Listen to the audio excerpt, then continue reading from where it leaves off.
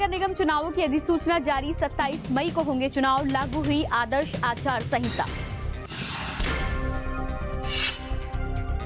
हिलोपा का बीजेपी प्रदेश अध्यक्ष परवार सत्ती को नहीं पता बीजेपी का इतिहास। 2 मंत्रियों पर भी साधा निशाना। जल्द पूरा होगा शाहनगर सिंचाई परियोजना का काम। 93 गांवों के लोगों को मिलेगा लाभ। रविंद्र रवि का दावा। बीआरओ जवानों की रंग लाई मेहनत। 6 महीने बाद खुला रोहतांग दर्रा। केलांग और लेह जाना हुआ आसान।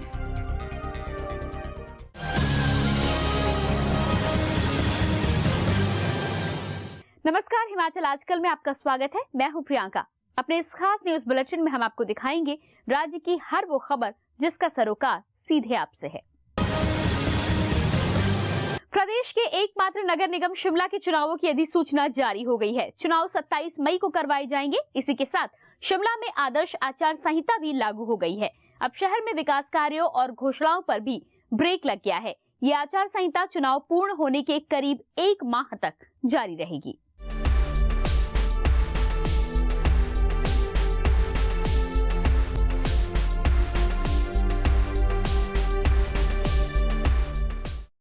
चुनाव आयोग द्वारा शुक्रवार को चुनाव संबंधी अधिसूचना जारी की गई। उपायुक्त और चुनाव प्रभारी ओमकार शर्मा ने बताया कि नामांकन पत्र 5, 7 और 8 मई को भरे जाएंगे। 9 मई को छंटनी होगी और 11 मई 3 बजे तक नाम वापस लिए जा सकेंगे और इसी दिन अंतिम सूची भी जारी कर दी जाएगी। अधिसूचना के अनुसार मतों की गणना 28 मई को सुबह 8 बजे से उपायुक्त कार्यालय में की जाएगी।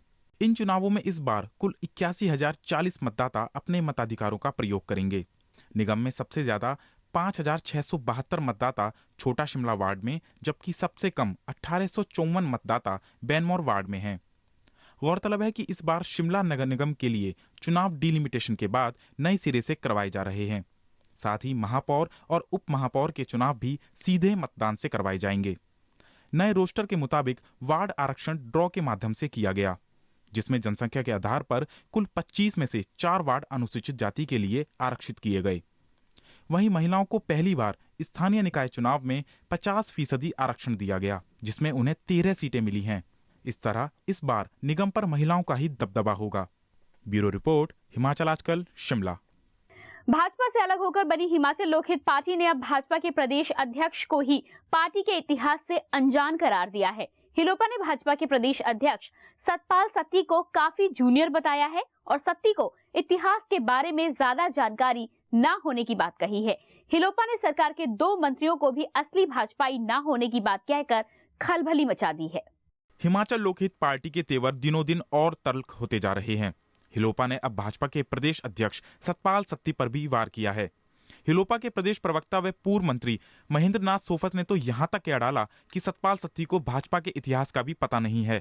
जब हिलोपा के मुखिया महेश्वर सिंह जनसंघ और जनता पार्टी में थे तो सतपाल सत्ती काफी छोटे थे। इसके साथ ही हिलोपा ने सरकार के 2 मंत्रियों पर भी निशाना साधा है। महेंद्र नाथ सोफत ने कहा कि मुख्यमंत्री प्रेम कुमार धूमल के समधी गुलाब सिंह ठाकुर और महेंद्र सिंह ठाकुर दोनों ही असली भाजपाई नहीं हैं।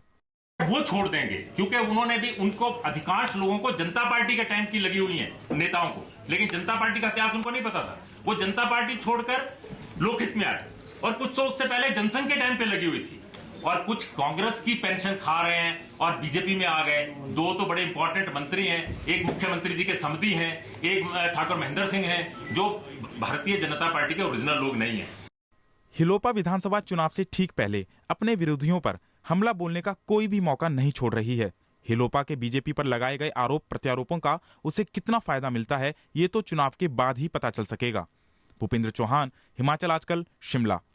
प्रदेश कांग्रेस पार्टी एक बार फिर शिमला नगर निगम चुनावों में अपनी जीत को लेकर आश्वस्त नजर आ रही है। पार्टी अध्यक्ष कौल सिंह ठाकुर ने दावा किया है कि कांग्रेस इस बार भी नगर निगम चुनाव भारी बहुमत से जीतेगी। उनका कहना है कि शिमला की जनता ने हमेशा से ही कांग्रेस का साथ दिया है और इस बार भी उन्हें लोगों का भरपूर समर्थन मिल रहा है। उन्होंने कहा कि इस बार भी महापौर व उप महापौर सहित नगर निगम पर कांग्रेस ही काबिज होगी।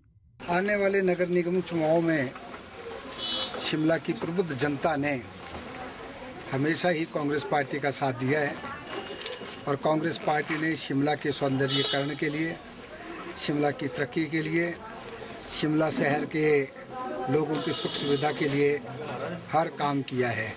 मुख्यमंत्री प्रेम कुमार धूमल ने हिमाचल में पूंजी निवेश करने वाले उद्योगों को बिजली की दरों में 5% छूट देने की घोषणा की है। मुख्यमंत्री ने औद्योगिक क्षेत्र बद्दी में 200 करोड़ रुपए की लागत से निर्मित औद्योगिक इकाई जनरल केबल के उद्घाटन के अवसर पर यह घोषणा करते हुए कहा कि इनके अलावा इको फ्रेंडली उद्योगों को भी प्रोत्साहित किया जाएगा।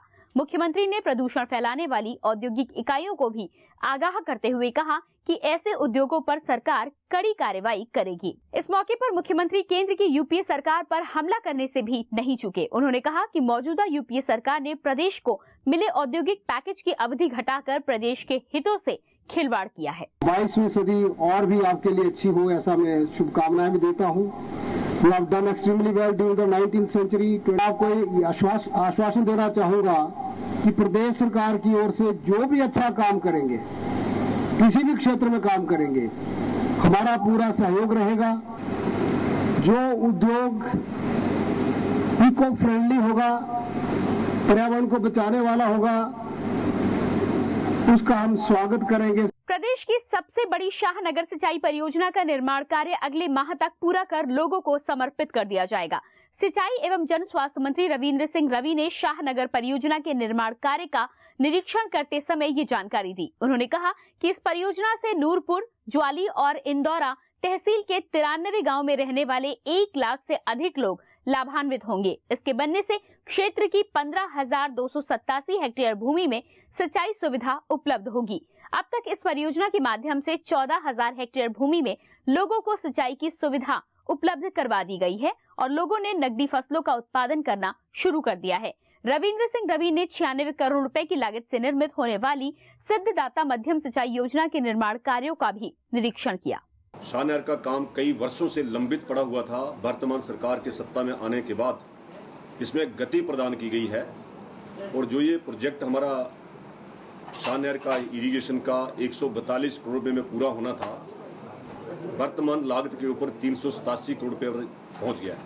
31 मई तक पानी हम वहां पर पहुंचा देंगे। उसके आगे का 1 किलोमीटर को बीच में पड़ता है, उसके लिए थोड़ा सा समय लग सकता है, लेकिन उसके अंतिम 3 किलोमीटर जो है वो भी पूरे कर दिए गए हैं।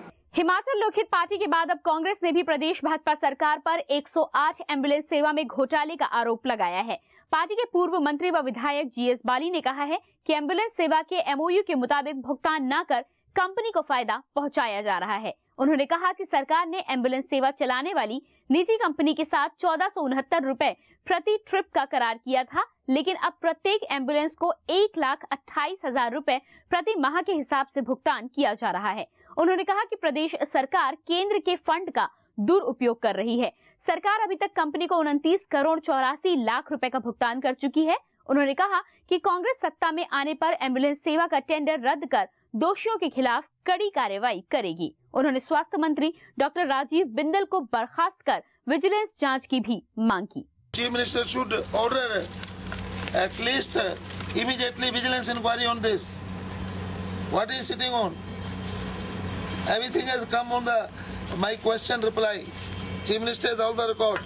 हिलोपा के राज्य में चल रही 108 एम्बुलेंस सेवाओं में तथाकथित घोटाले के आरोप को स्वास्थ्य मंत्री ने सिरे से नकार दिया है। शिमला में मीडिया से डॉक्टर राजीव बिंदल ने कहा कि ये सब इल्जाम विपक्ष द्वारा षड्यंत्र के तहत लगाए जा रहे हैं और प्रदेश की स्वास्थ्य सेवाओं को बदनाम करने की कोशिश की जा रही है। उन्होंने कहा कि राज्य में सेवा काफी बेहतर ढंग से कार्यान्वित की जा रही है। जब से ये सेवा शुरू की गई है तब से अब तक राज्य के 1,32,000 मरीजों ने इस सेवा का लाभ लिया है। माननीय प्रोफेसर प्रेम कुमार धूमल सरकार का सबसे बढ़िया काम करने वाली योजना है, उस योजना के ऊपर उंगली उठाने का ये सोचा समझा षड्यंत्र है ताकि इस योजना पर प्रश्न चिन्ह खड़ा किया जा सके। काफी कड़ी मशक्कत के बाद बीआरओ के जवानों ने रोहतांग पास को यातायात के लिए खोल दिया है। करीब 6 महीनों से बर्फ में कैद इस पहाड़ी क्षेत्र के लोगों को केलांग और लेह जाने के लिए अब परेशानियों का सामना नहीं करना पड़ेगा, क्योंकि बीआरओ के जवानों ने रास्ते को खोलकर हजारों लोगों को राहत दी है।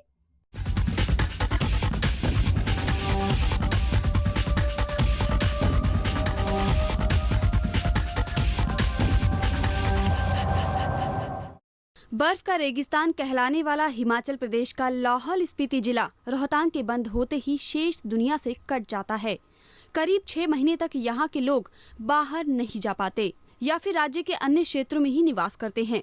इतना ही नहीं, बाकी दुनिया से इनका संपर्क बस नाम मात्र का ही रहता है। हेलीकॉप्टर की एकमात्र सेवा भी मौसम पर ही निर्भर रहती है। सर्दियों के दिनों में यहाँ 80 से 100 फुट तक बर्फ पड़ती है। जनजातीय आयुक्त पीसी कपूर के मुताबिक इस सड़क के खुल जाने से न सिर्फ इस क्षेत्र के विकास योजनाओं को गति मिलेगी, बल्कि आम लोगों को सरकार की योजनाओं से लाभ भी मिल सकेगा। इसमें स्टेट पीडब्ल्यूडी और ग्राफ के लोगों ने, डीजीवीआर के लोगों ने बड़ा अच्छा काम किया। इसके बहुत से फायदे होंगे। एक तो जो हमारा वैली में जो विकास के कार्य हैं वो जल्दी शुरू हो जाएंगे, तथा वैली में जो हमने जो agriculture, horticulture, animal husbandry sector में जो सीड्स वगैरह देना है वो भी दे पाएंगे। जो लाहौल के लोग मनाली आ जाते हैं वो वापस जा कर के अपनी खेती का काम कर पाएंगे, तो उससे लोगों का खेती का काम भी होगा, लोगों का की फसल भी अच्छी आएगी और साथ एक टूरिस्ट के लिए भी बड़ी अच्छी अपॉर्चुनिटी हो जाएगी। भारत तिब्बत सीमा से सटे क्षेत्र में सुरक्षा की दृष्टि से भी ये सड़क काफी महत्वपूर्ण है। चीन की सीमा तक जाने वाली ये एकमात्र सड़क है। साथ ही केलांग, दरालाचा और लेह तक भी इसी सड़क के माध्यम से रसद सामग्री पहुंचाई जाती है। अब जल्द ही सड़क की पूरी सफाई के बाद इस सड़क पर आम वाहनों की आवाजाही शुरू हो जाएगी। जगमोहन शर्मा, हिमाचल आजकल, शिमला। फिलहाल रुकेंगे एक छोटे से ब्रेक के लिए, लेकिन ब्रेक के बाद भी खबरों का सिलसिला जारी रहेगा।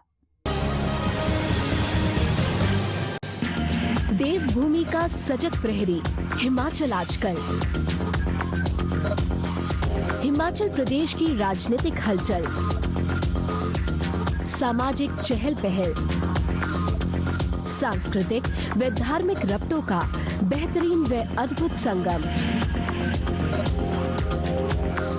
देखिए हिमाचल आजकल प्रतिदिन रात्रि 9 बजे सिर्फ दिशा चैनल पर। ब्रेक के बाद आपका स्वागत है और अब एक नजर हेडलाइंस पर। शिमला नगर निगम चुनावों की अधिसूचना जारी, 27 मई को होंगे चुनाव, लागू हुई आदर्श आचार संहिता। हिलोपा का बीजेपी प्रदेश अध्यक्ष परवार सत्ती को नहीं पता बीजेपी का इतिहास, 2 मंत्रियों पर भी साधा निशाना। जल्द पूरा होगा शाहनगर सिंचाई परियोजना का काम, 93 गांवों के लोगों को मिलेगा लाभ, रविंद्र रवि का दावा। बीआरओ जवानों की रंग लाई मेहनत, 6 महीने बाद खुला रोहतांग दर्रा, केलांग और लेह जाना हुआ आसान। भ्रूण प्रत्यारोपण प्रौद्योगिकी के जरिए 6 बछड़ों और बछड़ियों के जन्म के साथ ही पशुपालन विभाग ने हिमाचल प्रदेश का नाम सुर्खियों में ला दिया है। जैव प्रौद्योगिकी की इस नवीनतम तकनीक के प्रयोग से गौ जाति पशुओं में तीव्रता से अनुवांशिक सुधार हो रहा है। इस नई प्रौद्योगिकी के जरिए अब 4 नर और 2 मादाओं ने जन्म लिया है। सोलन और सिरमौर की सीमा पर स्थित पशु प्रबंधन एवं प्रशिक्षण संस्थान ने भ्रूण प्रत्यारोपण प्रौद्योगिकी के जरिए नया कारनामा किया है। संस्थान में 2 बछड़ियों गंगा व जमुना ने भ्रूण प्रत्यारोपण प्रौद्योगिकी के जरिए जन्म लिया है। भ्रूण प्रत्यारोपण तकनीकी विभाग के डॉक्टर केडी रावत ने बताया कि इस मार्गदर्शी परियोजना की सफलता से पशुपालकों को काफी लाभ मिलेगा। साथ ही पशुओं की लुप्त होती प्रजातियों का संरक्षण और इनमें होने वाली बीमारियों पर नियंत्रण पाया जा सकेगा। केंद्रीय प्रायोजित कार्यक्रम के अंतर्गत एक मार्गदर्शी परियोजना पायलट प्रोजेक्ट के रूप में शुरू की गई थी लगभग 3 वर्ष पहले। भ्रूण प्रत्यारोपण प्रौद्योगिकी पशुओं में आनुवंशिक सुधार करने के लिए एक बहुत ही नवीनतम प्रजनन की विधि है, जिसके द्वारा हम बहुत कम समय में पशुओं में जेनेटिक इम्प्रूवमेंट या आनुवंशिक सुधार कर सकते हैं। वहीं पशुपालक विनोद कुमार ने बताया कि ये तकनीक पशुपालकों के लिए काफी फलदायी साबित होगी। इस नई प्रौद्योगिकी के जरिए जहां एक और पशुओं की लुप्त होती प्रजातियों का संरक्षण किया जा सकेगा, वहीं इनमें होने वाली बीमारियों पर नियंत्रण पाया जा सकेगा। मनीष शारदा, हिमाचल आजकल, सोलन। प्रदेश के अन्य इलाकों में जहां काफी विकास हुआ है, वहीं सिरमौर जिला अभी भी विकास के मामले में बहुत पिछड़ा हुआ है। विकास के लिए अहम मानी जाने वाली सड़कों का जिले में अभाव है। वहीं जो कुछ बनी है वो खस्ता हाल है। ऐसी ही हालत हरिपुरधार रोनहाट सड़क मार्ग की है। इस सड़क पर लोक निर्माण विभाग के अधिकारियों की नजर नहीं पड़ रही है। मुख्यमंत्री ने बीते वर्ष हरिपुर धार के दौरे के दौरान इस सड़क को पक्का करने के निर्देश दिए थे, लेकिन विभाग के अधिकारियों पर इन निर्देशों का कोई असर नहीं हुआ और आज भी सड़क की स्थिति ज्यों की त्यों है। 70 के दशक में बनी 28 किलोमीटर लंबी हरिपुर धार रोनहाट सड़क इस इलाके के लोगों की जीवन रेखा है। आने जाने के अलावा कृषि उत्पादों को मार्केट तक ले जाने के लिए लोग इस सड़क पर ही निर्भर हैं। लेकिन लोक निर्माण विभाग इस सड़क की कोई सुध नहीं ले रहा। इससे लोगों में विभाग के प्रति खासा रोष है। लोगों का कहना है कि खस्ता हाल सड़क के कारण 1 घंटे के सफर में 3 घंटे का समय लग रहा है। ये लगभग ये जो रोड है 1970 के दशक का परमार जी के टाइम में इसका उद्घाटन हो गया था, पर अगर इसकी हालत अभी तक भी देखी जाए तो बहुत दयनीय है।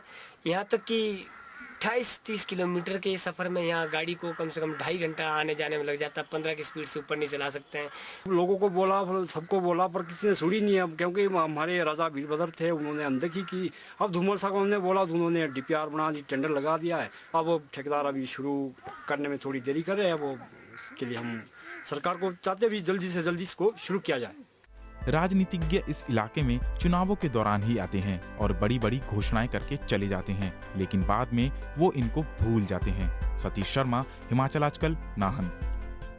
अर्थ डे के उपलक्ष्य में शहर के विभिन्न स्कूलों के बच्चों और IGMC की प्रशिक्षु स्टाफ नर्सेज ने लोगों को पर्यावरण के प्रति जागरूक करने को लेकर एक रैली निकाली। मुख्यमंत्री प्रेम कुमार धूमल ने रिज मैदान से रैली को हरी झंडी दिखाकर रवाना किया। इस मौके पर उन्होंने बच्चों को पर्यावरण को संरक्षित करने की भी शपथ दिलाई। मुख्यमंत्री ने लोगों का आह्वान किया कि वे सरकार को पर्यावरण को संरक्षित करने में पूरा सहयोग दें। उन्होंने कहा कि सरकार ने पर्यावरण को संरक्षित करने के लिए प्रदेश में पॉलीथीन के इस्तेमाल पर पूरी तरह से प्रतिबंध लगा रखा है। उन्होंने लोगों से पॉलीथीन इस्तेमाल न करने की भी अपील की।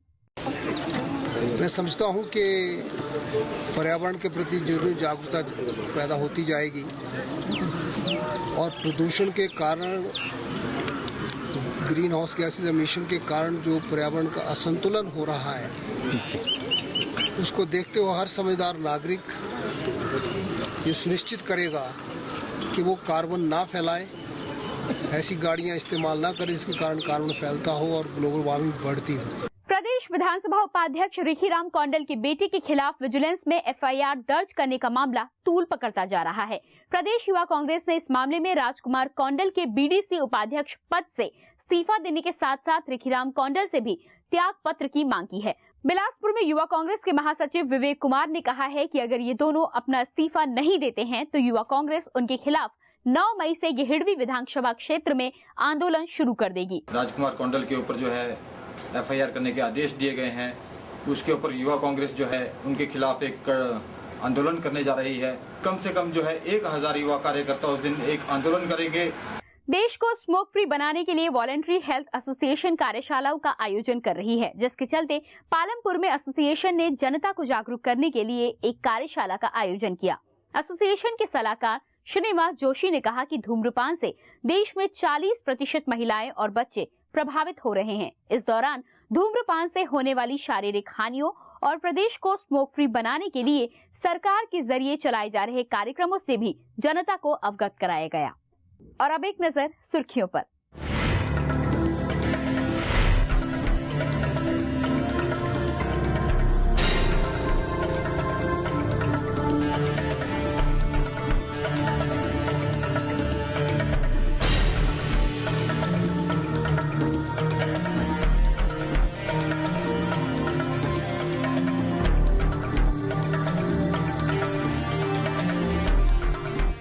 अभी के लिए बस इतना ही। हिमाचल की ताज़ातरीन खबरों के साथ हम फिर होंगे हाजिर। तब तक के लिए नमस्कार। हिमाचल आजकल से जुड़ी किसी भी प्रतिक्रिया या सुझाव के लिए संपर्क करें कृष्ण भानु, ठाकुर वाटिका, खलीनी, शिमला 2। Phone number 09816901200, 017726294111। हमारा ईमेल ID है himachalaajkal@gmail.com।